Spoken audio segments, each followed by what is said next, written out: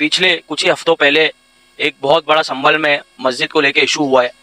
वहाँ के लोगों का कहना है कि पुलिस ने वहाँ पर इनकाउंटर किया। उसी गांव के है और ये जो जामा मस्जिद को लेके जो मसला चल रहा है, पहले हम इसके ऊपर संभल के मुद्दे पे बात करते हैं, फिर उसके बाद जो अजमेर की दरगाह को सर्वे का ऑर्डर निकला है उसके ऊपर क्या कहना चाहेंगे, इसके पीछे क्या है, क्या मसला क्या है। केस इलाहाबाद हाईकोर्ट में चल रहा है। टैग न्यूज़ ऑफिशियल में आप सभी का स्वागत है। जैसे कि पिछले कुछ ही हफ्तों पहले एक बहुत बड़ा संभल में मस्जिद को लेके इशू हुआ है और वहाँ पे नौजवानों की जान चली गई। वहाँ के लोगों का कहना है कि पुलिस ने वहाँ पर इनकाउंटर किया और जो कि संभल में जो कि मस्जिद को सर्वे का लेके जो ऑर्डर निकाला गया 2 घंटे के अंदर, उसके बाद सर्वे टीम आ गई। इतना बड़ा नेशनल इशू हर चैनल पे हर लोगों के ज़बान पे संभल का ही इशू चल रहा है, मस्जिद का, जामा मस्जिद। तो हमारे साथ एडवोकेट शान इलाही मौजूद है जो कि वो उसी गाँव के हैं, संभल के हैं। शान भाई, क्या कहना चाहते हैं कि आप उसी गांव के हैं और ये जो जामा मस्जिद को लेके जो मसला चल रहा है, पहले हम इसके ऊपर संभल के मुद्दे पे बात करते हैं, फिर उसके बाद जो अजमेर की दरगाह को सर्वे का ऑर्डर निकला है उसके ऊपर क्या कहना चाहेंगे, इसके पीछे क्या है, क्या मसला क्या है। देखिए, जिस तरह से आपको पता है संभल एक मुस्लिम बहुक्षेत्र इलाका है और 70 से 80% मुसलमान की आबादी है वहाँ पर। और 200 वर्षों से मुगलिम काल से लेकर मुगलों काल से लेकर वहाँ पर वो मस्जिद, जामा मस्जिद वहाँ पर स्थापित है। लेकिन आखिर ऐसी अब क्या वजह आन पड़ी, एक पिटीशन फाइल होती है डिस्ट्रिक्ट मजिस्ट्रेट के पास और वो तुरंत 2 घंटे के अंदर सर्वे के उसमें ऑर्डर रिलीज कर दिया जाता है और तुरंत 2 घंटे के अंदर एएसआई की जो आर्कियोलॉजिकल सर्वे टीम होती है वो आ जाती है और फिर उसके बाद तमाम ऐसे देश को मीन्स झंझोड़ती हुई बातें, देश को तोड़ने की बातें की जाती है। कहीं ना कहीं ऐसा लगता है कि पूरी तरह से सोची समझी एक साजिश के तहत ये पूरी प्रक्रिया घटी है। और कहीं ना कहीं अगर जिस तरह से आपको खुद पता है वर्शिप एक्ट क्या कहता है, सन 1991 में 1991 में जब ये बिल पास हुआ था तो उसमें कहा गया था उसके बाद कि कोई भी गिरजाघर हो, मस्जिद हो, मंदिर हो या चर्च हो, ये वही जो है 1947 के बाद जब देश से आज़ादी मिली थी उसके बाद ये वर्शिप एक्ट लागू था।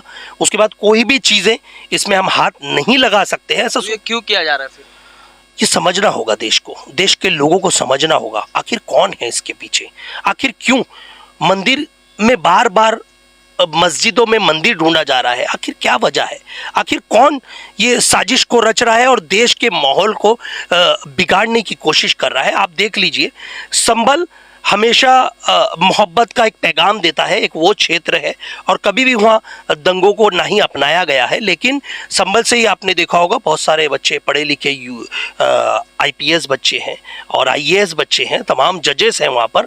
ऐसा नहीं है, संभल मुस्लिम बहुक्षेत्र इलाका है लेकिन वहाँ पर कारोबारिक लोग हैं, बहुत बड़े पैमाने पर कारोबार होता है वहाँ पर। लेकिन कहीं ना कहीं आज जिस तरह से संभल की छवि दिखाई जा रही है वो ऐसा दिखाया जा रहा है कि संभल के नौजवान जो हैं जिस तरह से एग्रेसिव हैं, पुलिसों पे उन्होंने पथराव किया। अब पुलिस का एक स्टेटमेंट आ रहा है, पुलिस कह रही है उन्होंने हम पे गोलियां चलाई। कहाँ थे हथियार, क्या नियत? हमने वीडियो देखा उसके अंदर पत्थरबाजी की जा रही है जी, लेकिन पुलिस के स्टेटमेंट में आ रहे हैं वो गोलियां चला रहे हैं। मतलब ये पत्थरबाजी करने का क्या मकसद था? वहाँ के नौजवान ने जो शुरू तो उन्होंने किया ना। देखिए, आनन फानन में जब डिस्ट्रिक्ट मजिस्ट्रेट ने एक ऑर्डर दिया कि 2 घंटे के अंदर उसका सर्वे किया जाए, वहाँ पर कुछ ऐसे तत्व हैं जो मुस्लिम हिंदू समाज के धर्म से ताल्लुकात रखते हैं। तो ये आज क्यों सरकार जब से भारतीय जनता पार्टी की आई है, क्या आज से ही सबको मस्जिदों में मंदिर के अवशेष पात्र या कुछ भी चीज़ ढूंढी जा रही है? 200 साल पुरानी मस्जिद है, जामा मस्जिद है, वहाँ पे कई सालों से नमाजें होती हुई आई हैं, लेकिन आज क्यों? इसकी वजह यह है कहीं ना कहीं माहौल डाइवर्ट करने की कोशिश की जा रही है। हमें सोचना होगा आखिर ये कौन कर रहा है, 5 बच्चों की मौत का जिम्मेदार कौन है? पुलिस कहती है हमने नहीं मारा, तो किसने मारा? वीडियो बता रहे हैं, एविडेंसेस हैं, पुलिस कह रही है, वहाँ के सांसद कह रहे हैं, वहाँ के विधायक कह रहे हैं। सांसद के ऊपर आपने कार्रवाई कर दी, वहाँ पे विधायक के ऊपर आपने विधायक के जो बेटे हैं उन पे कार्रवाई कर दी, तमाम कम से कम 50 से 100 युवा बच्चे हैं जिनके ऊपर आपने non bailable offence FIR registered है। तो और उसके बाद आनन फानन में ये कहा गया कि तुरंत इसकी कार्रवाई की जाए। दूसरी बार ऐसे कुछ लोग नारे लगाते हुए आ रहे हैं, वीडियो में दिख रहे हैं, नारे लगा रहे हैं जेएसआर के, और तुरंत वो मस्जिद की तरफ चल रहे हैं। तो आखिर क्या था ये दंगा?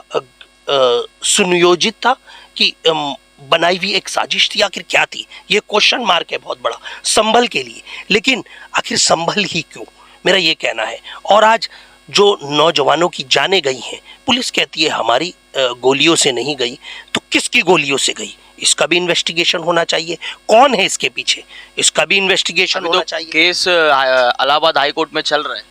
नहीं, चल नहीं रहा है। मैं आपको बताता हूँ, जब आनन फानन में इन्होंने ये ऑर्डर दिया तो उसके बाद जो मुस्लिम संगठन है और वहाँ के जो सांसद हैं उनकी तरफ से एक पिटीशन फाइल की गई सुप्रीम कोर्ट ऑफ इंडिया में कि जब सिविल सूट फाइल है वहाँ पर, तो उसे जब तक उसका ऑर्डर हाई कोर्ट में जाइए, आप हाई कोर्ट में आपकी पिटीशन फाइल कीजिए, हाई कोर्ट में बताइए कि आपकी क्या चीज़ें हैं, और कोई भी लोअर कोर्ट कोई भी बिना पढ़े बिना सोचे समझे उसे ऑर्डर नहीं दे सकता है। आजकल आप देख रहे हैं बहुत ट्रेंड चल रहा है, जिसे एक फेम चाहिए, पब्लिसिटी चाहिए, वो ऑर्डर दे रहा है और आए दिन उसका प्रमोशन हो जा रहा है। ये कोई भी क्षेत्र हो, कोई भी चीज़ें हो, उसमें आपने देखा होगा। लेकिन कहीं ना कहीं मैं कहना चाहता हूँ, धार्मिक स्थलों पर आज का टारगेट क्यों किया, और खासकर मस्जिदों के ऊपर, दरगाहों के ऊपर आखिर क्यों?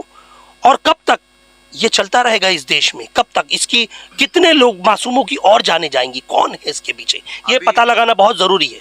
अभी तो जो होना था वो हो चुका है। कोई इसमें, अभी आप तो एडवोकेट हो, अभी इसके ऊपर आगे का स्टेप कोर्ट के थ्रू क्या होगा, जनता क्या लेगी, वहाँ के पॉलिटिशियंस क्या लेंगे? देखिए, ये पॉलिटिशियन का विषय नहीं है, ये